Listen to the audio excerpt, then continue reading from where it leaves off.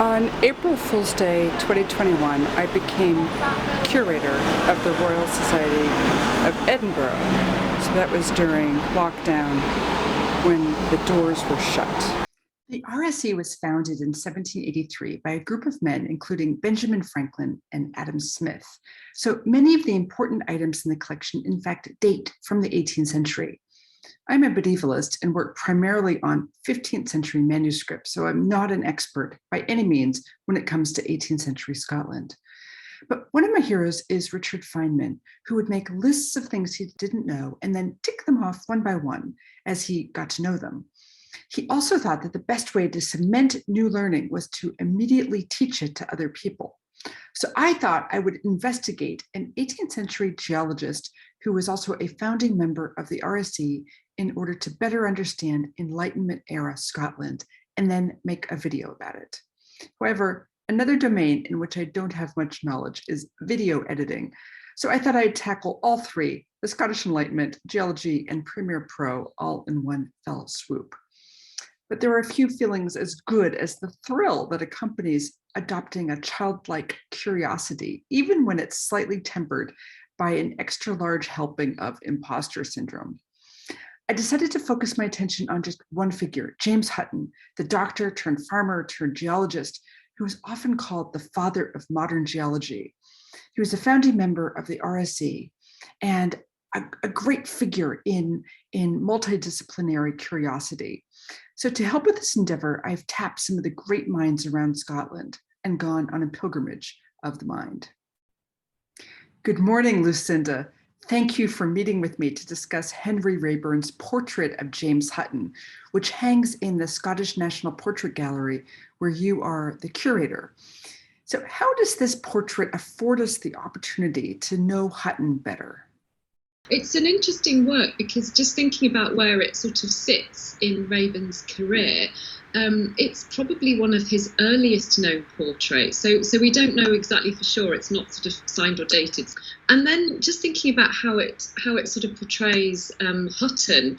In a sense, you would imagine that an artist sort of setting out on their career would want to portray a celebrity, which Hutton was, I think, at that time, very much, lauded for his work. But it's quite a low-key image, and you would imagine that an artist sort of setting up on their career would want to, do something that was all very kind of singing and dancing and show off their talents, as a budding artist. And I think this is interesting because it's quite the opposite of that. It's remarkably plain and lacks kind of any form of ostentation or self-conscious showiness. What's surprising to me in this painting is that he appears bareheaded. His head looks like a wig stand waiting to receive its wig. Yeah, absolutely. And I think that it's all kind of part and parcel, I think, of this directness, both in the way that Raeburn approaches the portrait, so in his own stylistic technique, and then also in the way that the sitter comes across too. So there's this kind of simplicity, and I think it's mirrored in Hutton's kind of unaffected, I think that's what I would say, kind of quite direct, unaffected pose. The way that he's shown seated in the chair, with his legs simply crossed and his hands kind of folded in his lap. And then, yeah, absolutely, this kind of bareheaded or wigless state. You do get the sense of him as quite an intense and serious individual. And I think it's interesting how he doesn't meet our gaze in the portrait, but actually stares quite intently out of the picture frame. We know that in a lot of portraits, artists try very hard to create a direct dialogue between sitter and viewer. So often, the sitter will be shown engaging with you directly, so you're almost feeling as though you are encountering that individual in person and gazing into the windows of the soul. Yeah, exactly. And again it's different here because we don't get that. He's gazing away, but not in a sort of dreamy way. So this is interesting because he's very intent.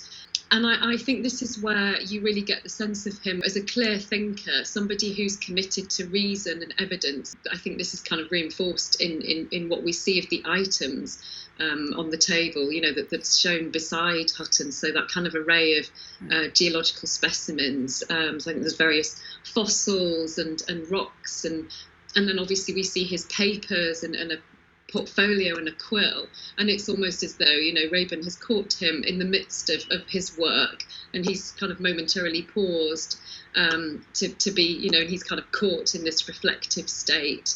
Raeburn asking the viewer to think about the painting almost in the way of sort of decoding a puzzle. So all the evidence is put before the viewer, and you're sort of asked to work out, you know, who this is through the objects on the table, and why this individual is important. I love that about the painting, that those particular objects are on the table and that they give some sense of the identity of the sitter. And I mean, I guess the other choice could have been to show Hutton digging in the earth or looking for coal veins in Edinburgh and making discoveries or collecting fossils out in the field. But this is a bit more domesticated, and he's shown in the act of doing the thinking work, translating the ideas from the field into his great book, The Theory of the Earth. Yeah, absolutely. And I think it's very much that idea as well about sort of empiricism and Enlightenment thought, and kind of, you know, scientific empiricism, and that very sort of methodical, reasoned, careful approach to examining the world, which I think comes through in Raeburn's approach, you know, again through the details and almost the kind of props that he's put together. But then again, you know, through what we know of Hutton's personality and his work too. So very much this idea of kind of reconstructing a story. And we can see that in Hutton's work, because in a sense he's reconstructing the story of the earth, you know, and how it's come about. So it's quite nice how the sitter and the artist working hand in hand, and Raeburn, I think, very much adopting that sort of Enlightenment stance, I think, in what he's doing. I think it's time to go investigate the objects on the table, the rocks Hutton studied in the book he wrote, including the drawings that accompanied it, which were made by John Clerk of Eldon. Thanks so much, Lucinda, for talking to me. I'm off to Pennycook House to look for the drawings.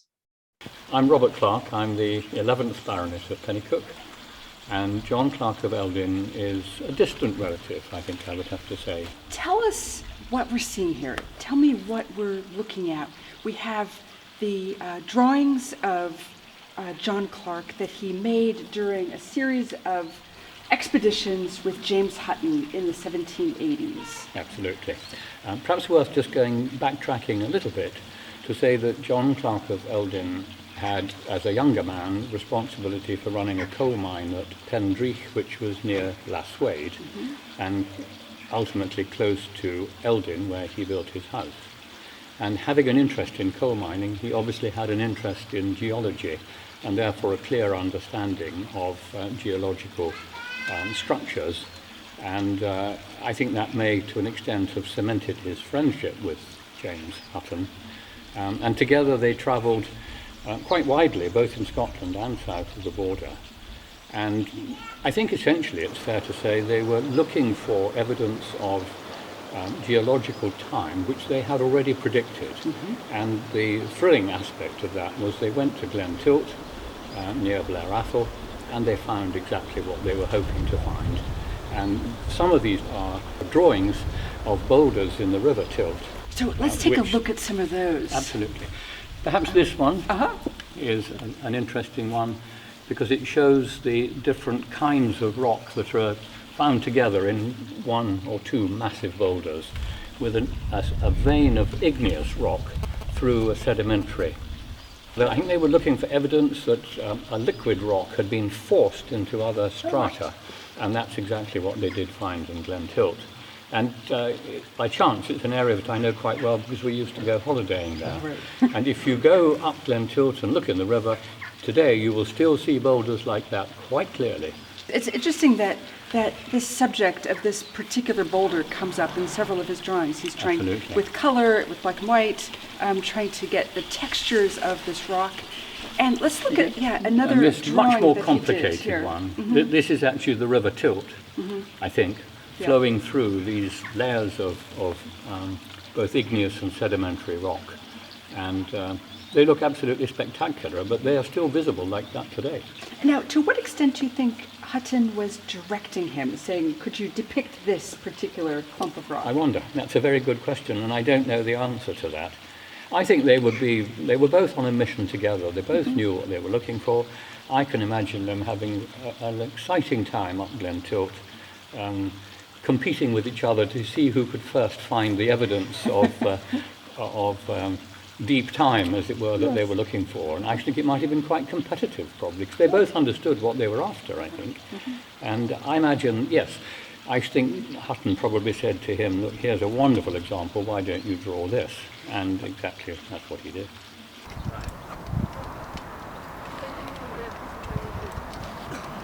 Yeah, you can see the crystals up here. My name is Dr. Eileen Tisdall, and I'm a lecturer in environmental geography at the University of Stirling. And we're standing in Auchenstary Quarry, which is just outside Kilsyth and just outside Glasgow. If you look closely at it, you can see this nice darker colour, but actually most of the rock you can see it's a kind of a reddish colour. And the reason why it's a reddish colour is because all the iron minerals that are in this rock have rusted. So just as if you would, a nail would rust, and this rock's rusted, and that's why it looks kind of red. So Salisbury Crags is almost the same rock type, and it also looks red because all the iron minerals have rusted. So, but when we look closer, then you can see it's a slightly darker grey-black colour, and that also then tells us that this rock type comes to a particular place in the earth crust, and it gets erupted up, gets intruded here into the other rocks, and it forms this incredible kind of structure, this layer of this lovely hard rock that they quarried here at Auchenstary. So we're also near the canal. Yes. So how did that play a role in all of this? Well, we're in the central belt of Scotland. So in the central belt of Scotland, you get Carboniferous rock. So this igneous rock comes from this time period in geology called the Carboniferous. And in Scotland, you see that expressed in lots of volcanic activity. So Arthur's Seat is remnants of a Carboniferous volcano. Here we've got this big igneous intrusion. And then elsewhere you have lots of limestones and sort of other more kind of sedimentary type rocks. And these are important because of the minerals and then the coal that they contain. So in the central belt then a lot of wealth is generated, a lot of industry is built around the coal reserves that are in these Carboniferous rocks. So the canals and all the industry and all the connections that come are here mainly because the coal is here to begin with. When James Hutton and John Clarke were traveling around Scotland, almost competitively looking for particular formations, they were interested in these igneous intrusions. And so this is one gigantic igneous intrusion, so, as you just pointed out. Yes, so this layer of rock that we can see sort of stretching out around the corner here, this is a big igneous intrusion. And Hutton and Clarke were interested in this because they're looking for evidence that these rocks are liquid. They're liquid to begin with, that they haven't settled out and built up layer upon layer. They're interested in seeing, are they liquid, have they been forced sort of with a lot of energy into the rock types either side of them. And so what would that tell them exactly? That would tell them that it's come as molten rock, and at the time no one really believed that there was molten rock was responsible for different rock types. That most rock types that you saw were either just layering and sedimentary rocks, or if you came across a crystalline rock, then it had been layered because of a sort of settling out over time in a big sort of basin of a lagoon of molten rock. There wasn't evidence for actually that rocks could melt and remelt, and as they were melted and remelted, then they could be reworked and then re-injected into sort of harder rock. Wow. So how did this change the way that they perceived the age of the Earth? Oh, well, this changed everything because this meant that rocks were part of a great rock cycle, that rocks didn't just form in one go. They formed, they were destroyed, they were created, they were built up, and then they were destroyed and created again. And this is the rock cycle. And the key to that was looking for rock that was molten, that was liquid, so that it was melted material. And that closed the loop then on the rock cycle. But then what that meant was that time essentially didn't end, that there wasn't a beginning and there wasn't an end, that it just kept going in a great circle round and round. And that was the revolutionary idea. So, Geoffrey, could you tell me how James Hutton's imagination, as laid out in his book of 1788, The Theory of the Earth, how do his observations and his theory change the way that time itself is understood? Well, let me take you back a little bit further. I think it was the 1740s, there was a parson in East Anglia who was inspecting a peat bog that was being cut for fire. And in it, he discovered what we now think of as Acheulean hand axes. That's the hand axes that come from the late Paleolithic, about 10, 12, 15,000 years ago. Frere's writings are fascinating because he sets out with some clarity his speculations about these things. The first thing he says, this is clearly not a natural object.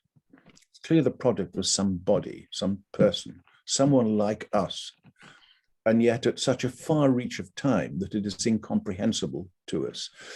And it's the first writing I'm familiar with, and I'm sure there are others from Germany and elsewhere in China, the first writing I'm familiar with where someone is really speculating about what has become this sort of familiar trope of deep time, something before the modern age that is somehow deep in the past. And Hutton, I think, took that a leap further. He began to realize it took a long time for these layers to accumulate.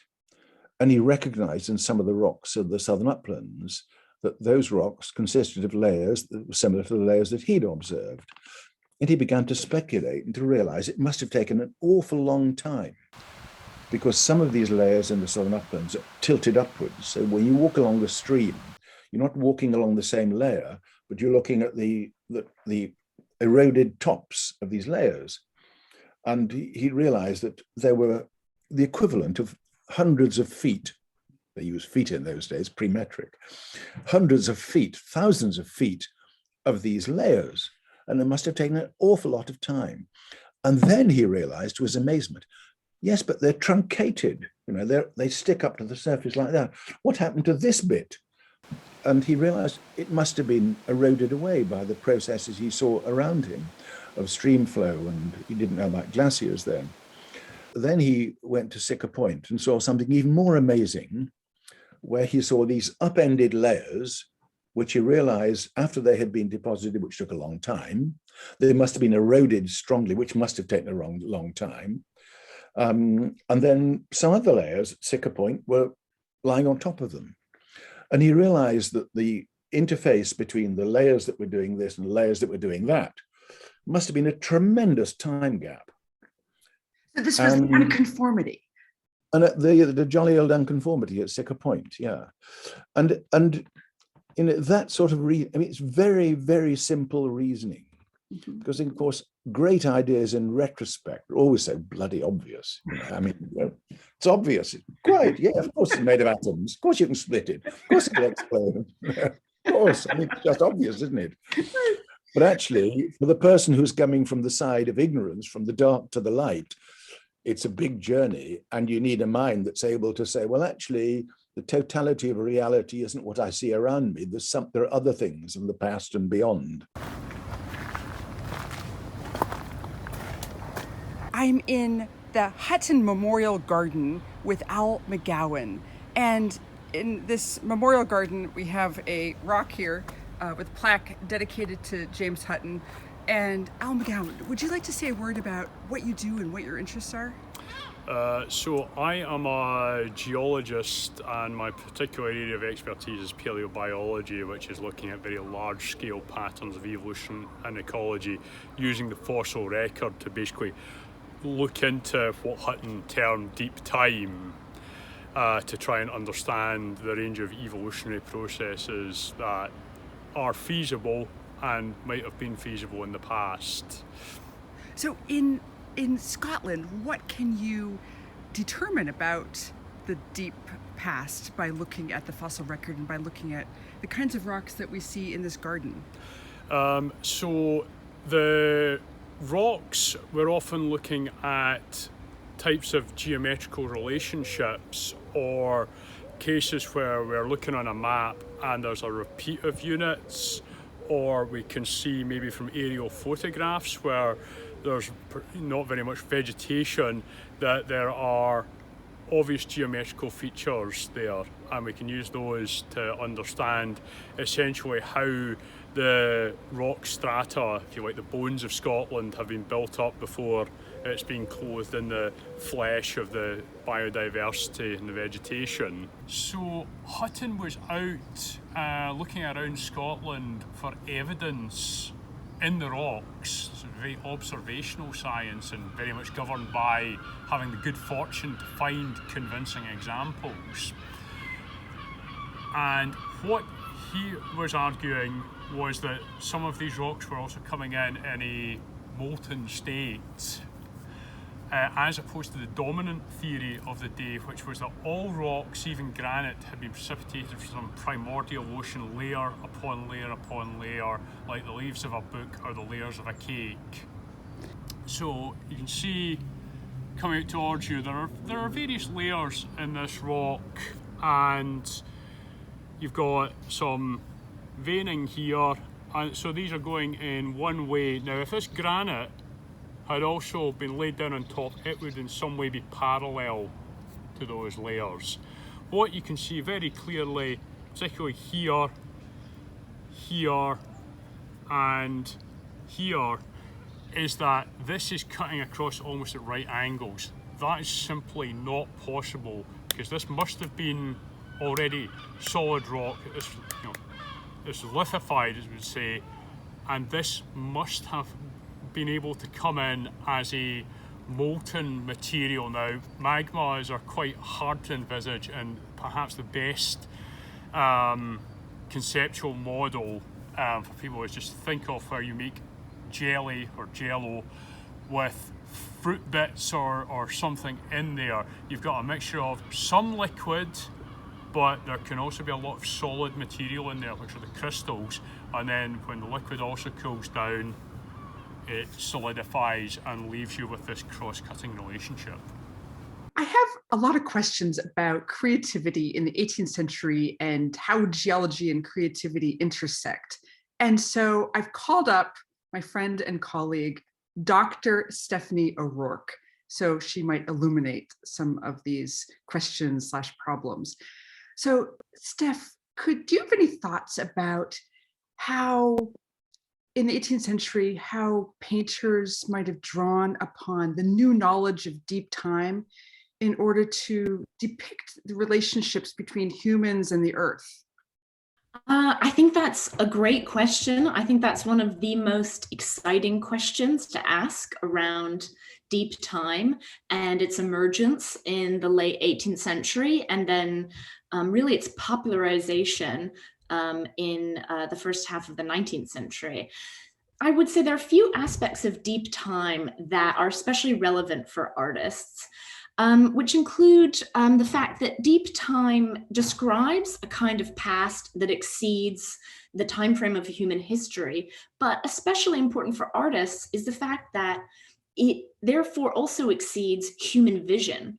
There were no people around to see the depths of deep time, but there's also something specific to how deep time was understood to work, because it describes cyclical, gradual change constantly unfolding. It's still happening today, but it's happening too slowly for any one human observer to see, even in the present. So deep time describes the shaping of the earth in a way that's just fundamentally invisible. And that's such a challenge for artists. And that would be a prompt for them to experiment. Could you talk about some specific paintings in which we see these ideas made manifest? Absolutely. Well, of course, artists have a long tradition of picturing the origins of the world. One of the most famous examples would be Michelangelo's Sistine ceiling, right? So the creation of Adam and Eve, the separation of light and dark, creation of the world, all these stories from the Bible have long been some of the most popular subjects for artists to take up in kind of Christian Europe. But in the late 18th and early 19th century, artists respond to the idea of deep time in very specific ways. First of all, it allows them to picture a kind of antiquity that comes before Greco-Roman antiquity, right? The ancient Greek and Roman civilization. and a pre-biblical antiquity as well. So this is new territory for artists to try to picture. And it also allows artists to picture very kind of region-specific forms of antiquity. So for instance, Carl Schinkel, in his work, The Gate in the Rocks, he's picturing a specific rock formation that shows something uniquely German about the ancient history of the earth. And that's also the sort of counterpoint to Italy and France previously being seen as the center of kind of an artistic tradition and artistic antiquity. And another good, very different example of that would be Charles Wilson Peele's exhumation of the mastodon. We can think of that as a response to deep time, because that's, the early decades of the United States. Peele is picturing this exhumation of maybe a potential dinosaur that would show that even though the United States is a very young nation, that on some level it's also just as ancient, has just as deep a kind of antiquity as continental Europe because of this idea of deep time. So it's very legitimating in that way. Yes, exactly. So if you could prove that you had these ancient rock formations, it puts you on a par with these more established monarchies and governments of the old world. Finally, how might rocks help us become more imaginative about the stories we tell about ourselves and about our past? To delve into this question, I made a pilgrimage to the Isle of Bute, which is a ferry ride away, to ask the artist Ilana Halperin, who works with geology and memory. Her exhibition, titled "There is a Volcano Behind My House," is currently displayed on Mount Stewart on the Isle of Bute.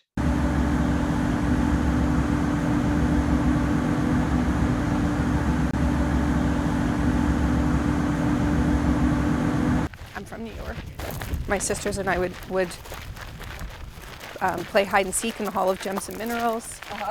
And we made another game under the great whale, where you had to stand under the tip of the whale's nose for as long as you could when you were wee and look up, because it looks like it's gonna jump on you. So yeah, that was our most favorite place.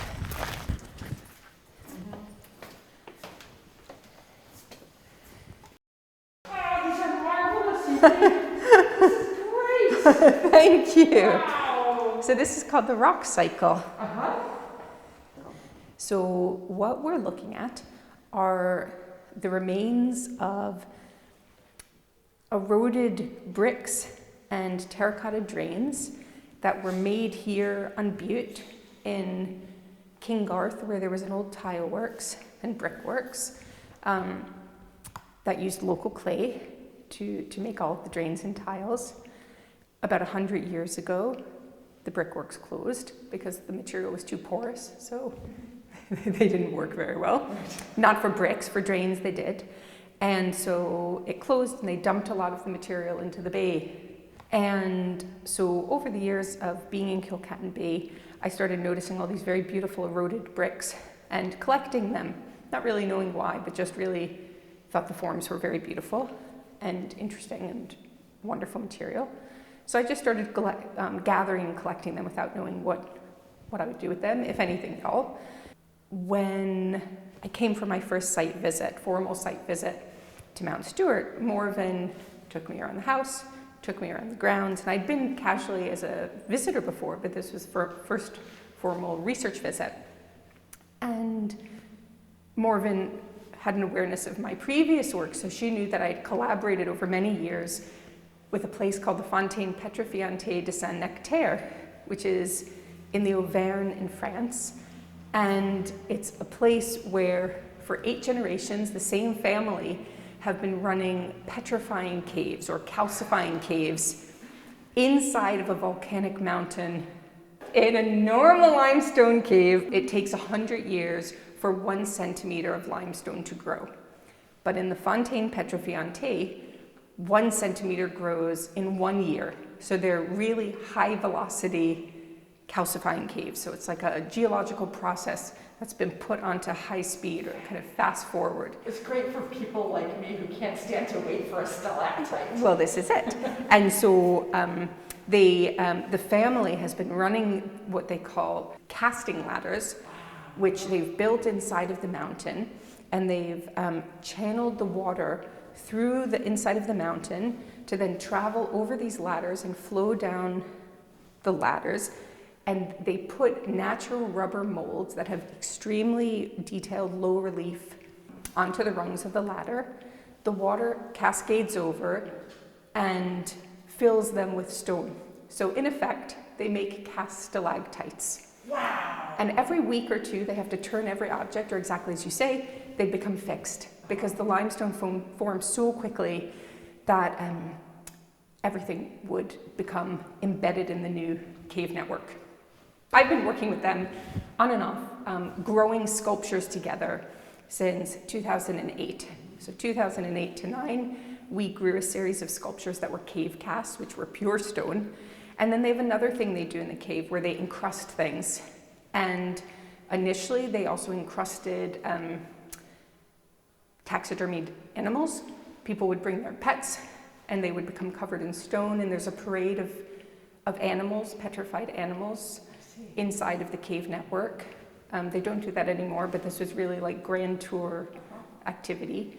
And so because I'd worked with them on casting, I then started wondering about collaborating on encrusted objects. And so we've grown different generations of geological, calcium carbonate geological sculptural objects, well over a decade for now working together.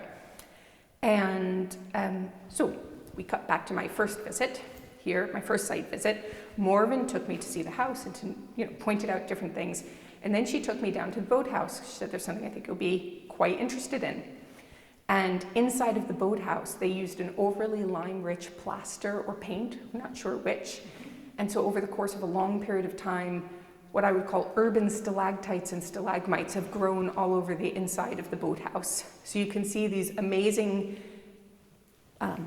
cave formations, but in this urban or human environment that's made in some ways the same way as with the cave works in the Auvergne, part by hand, part by human intervention, natural process, and cultural formation.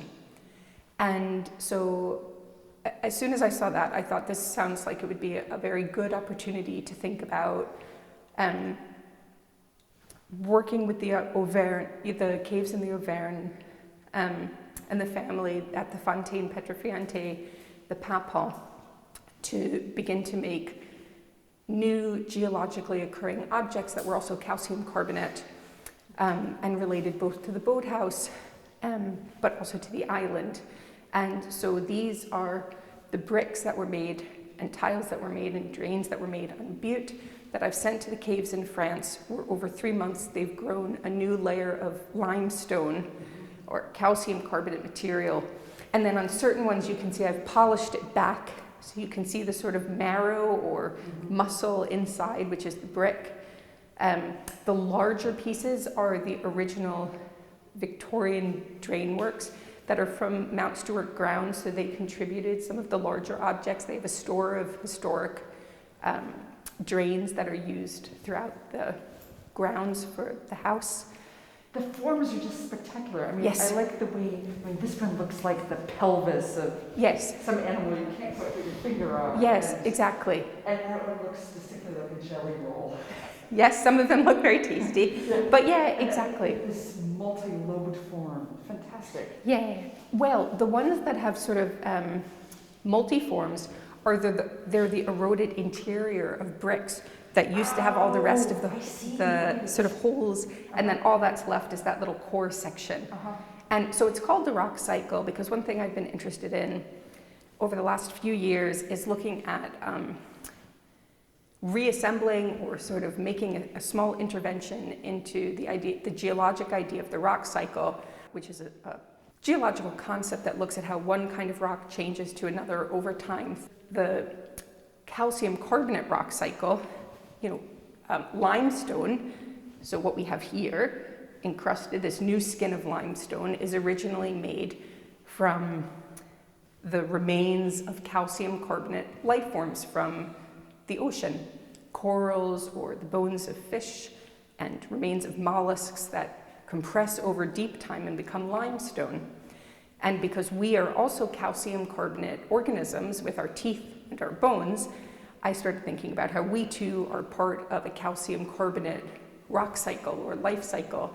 And I started thinking around the idea of extending the idea of what is a geological family tree? What is our family tree? Which usually in a human context, there's sort of discussion that says, oh, generally people tend to think in 5 generations, your own lifespan, 2 ahead and 2 behind.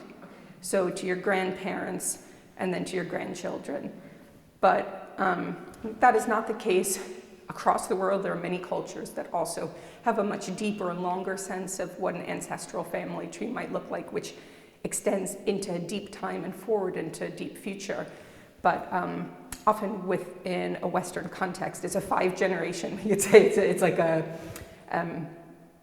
self-involved and greedy understanding of what is a family unit. And so within this work, I was thinking about how do we start to extend the idea of that geological family tree to understand how we, if we're also calcium carbonate organisms, are part of a rock cycle which extends much further than 2 generations ahead or behind. And like, do we as people then, for example, have a responsibility to think about future marble? You know, if we have a hand in making extinct all coral reef, do we also then in turn make extinct future marble? And so do we have a responsibility for not only living organisms, but organisms of stone, which were made from living organisms and on, because that's a cycle that then continues to feed into new life cycles that begin. Another strata or layer in terms of deciding to make, we could say, new hybrid rocks that are made from 2 different territories. So Scottish terracotta and French limestone have been brought together to form a new international conglomerate rock form. And that's very much thinking that's also started to distill and develop through the course of the Brexit fiasco and, so many horrific tendencies towards the closing of borders and extremism around dangerous nationalism and ideas of nationhood and immigration. And so I was thinking, again, back to earlier forms of landmass or earlier stages of landmass, when it was first in formation billions of years ago, territories were ripped apart, traveled around the surface of the earth, reformed again. So we think we're in Scotland here now. We're in one part of the Highland boundary fault line on the Isle of Bute, but this was a territory that was in a completely other part of the world, used to be connected to parts of Greenland and Appalachia and Norway. So all these places we think of as distinct were all part of the same territory and then traveled, and they'll probably rejoin again at some point. Who knows? I love the image of Scotland floating in the water and crashing into England with an incredible noise. Yeah, absolutely. And creating a fault line where the different kinds of rock abut and create a kind of catastrophic rock event. Yes, absolutely, which then creates a territory which we think of now as one place, like, oh, we're on the Isle of Bute, we're in Scotland.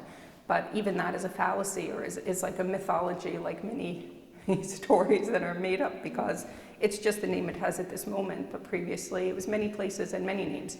And so yes. Thank you. A lot of what you're talking about also reminds me of James Hutton coming up with ideas about deep time, working with the artist John Clerk of Eldon, who depicted, among other things, rock formations similar to, in some ways, the drawings that you have upstairs in the exhibition. Yeah, absolutely. Where you've shown 2 kinds of rock coming together. Yeah. And you've highlighted those with contrasting colors and textures. Yeah. But one of your drawings in particular really reminds me of one of John Clerk's drawings, where he shows a piece of sedimentary rock being impregnated by or being infused with Yeah. some volcanic lava, where Yes. the solid and the liquid come together Yeah. and form a new thing. And it seems like a lot of your work is about watching geological processes, either the slow ones or kind of speed them up a bit. Yeah. Yes, absolutely. And, you know, many ideas within Hutton are definitely like kind of deep inspiration, because they were also, you know, this was a radical re-envisioning of the world and our place within the world, and an understanding of, you know, even the beginning of an assembly of the idea of deep time, that like our sense of the world is not focused on us. It predates us, you know, in a vast way, which was a radical, dangerous, and revolutionary way of conceiving of the world at that time. Okay, you. Great. There we are. We'll see how long she stays. You know. So I'm interested in your work, how you explore relationships between emotion and memory through rock. Yes. Can you talk about that? Yes. I think, I mean, different projects, I think it functions in slightly different ways. I think I allow a certain flexibility of an encounter with a rock or with an object in a collection to facilitate an unplanned, allowed response. Like and wherever that response happens to be is okay. So you're talking about serendipity, a serendipitous response. Yes. So you allow yourself or we could say like a serendipitous encounter, which then can open up a deep place of memory and feeling that you don't plan for, because you don't know it will come, because you've never seen or encountered that object before. So if we take the project's Minerals of New York, I had an encounter in the collections of American Museum of Natural History with the subway garnet, which was a huge garnet the size of a large grapefruit. I think it's the largest single garnet of that kind on Earth, and it was found on 35th Street between Broadway and 7th Avenue. Did somebody just drop it from a pocket? No. No. They were doing excavations for the subway system, for the sewer system. Who knew that Manhattan would throw up garnets? Well, this is exactly your question, because I didn't know that at all. I had never thought about it at all. And I'd never thought about my home place in that kind of context at all, or as a place that could produce geological wonder, or that was geologically productive. I just didn't understand New York City as that place. And I'd never spent time thinking about it in that kind of way. Again, because I had a very emotional relationship to the city from growing up there. And so when I was introduced to the subway garnet, which was named the subway garnet because they didn't want to call it the sewer garnet, so it was found during the excavation, recognized immediately as what is this thing. Mm-hmm. And so a woman named Jamie Newman, who's one of the primary, I don't know her former role, so we'll just say primary curators within the mineralogy collection of AMNH. When I went to visit with her for the first time to get a behind-the-scenes tour of the collection, I said, "What's your favorite object?" And she introduced me to the subway garnet. And from that serendipitous encounter, I then said, "Do you have any other minerals from New York?" Because I couldn't believe that this thing was from New York. Exactly. And it was from the neighborhood where my mother used to work in the garment district. So already there was this kind of felt shock, kind of shocking and felt connection to personal history and memory, and then this natural object that From garments to garnets. From garments to garnets. And she said, "Yes, we have this cabinet, and so you're free to look in the drawers." So I started looking through, and then I thought, this is an amazing collection. There were minerals from all over the 5 boroughs. And I thought, and this is, I think, something that happens for me a lot. I have a slow distillation process when I'm starting to work on, or even not to work, when I'm starting to think about something new. I don't even know, in a sense. I know, okay, maybe there's something here, but I have no idea what this will lead to. So I thought, these drawers in this collection are amazing. All these minerals are from New York. I want to make something about this. I have no idea what. I'll just keep coming back to the drawers until they make sense. And so every time I was back in the States, I would take a couple of days over a few years. And this was during a period of time when my mother had dementia. So I was coming over, caring for her, helping her. I was working on a new commission with the Exploratorium in San Francisco and their, in something called the Bay Observatory. So I was going there and then again, stopping again, and then I just take 2 days and go through the drawers. So it was a very heightened time. And one of the trips, I was looking through the drawers and saw one that was from 87th Street in Amsterdam, which is, you know, around the corner from where I grew up. I was like, oh my God, that's amazing. It's from my neighborhood. And then I kept looking. And then I came upon one which was literally from my block, a piece of garnetiferous gneiss that was excavated from below the street where I grew up. Wow. And then it was like a deep anchoring navigational point, again, connecting back to the idea of memory and geology and feeling, where I thought, oh my God, it's from where I'm from. We were born in the same place. We grew up on the same block. Are there others that connect to places that I know from my own life? So I started looking through the drawers with a more specific memory-based, focused process of, we could say, excavation. And I found a mineral from the place where I had my first studio. Another one. What was that? My first studio was on 14th Street and 7th Avenue. Oh, perfect. I found another mineral that was from the place where I trained, a block away from where I apprenticed as a stone carver at a place called Peter's Sculpture Supply on 12th Street between First and A. I was going to ask, did you ever work on St. John the Divine? I didn't work there, but I taught stone carving there.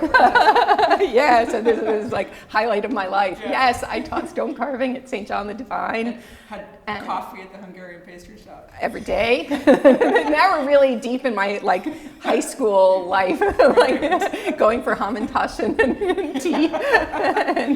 And my father, from when we were tiny, always brought us to V&T for pizza. So these were like places that we would say, oh, these are places connected to work. I'm in a research process, but actually, through that was totally embedded with a completely personal process of, dealing with loss, my father's loss, yeah.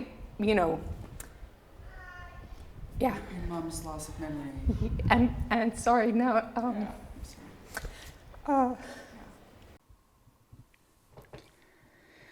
Talking about rocks is emotional because it's tantamount to talking about place and about time, both recent and distant. My own mother, who died 12 years ago, once traded a canoe for a dinosaur footprint. The boat was amazing and small enough to transport on the roof of a Carmen Ghia.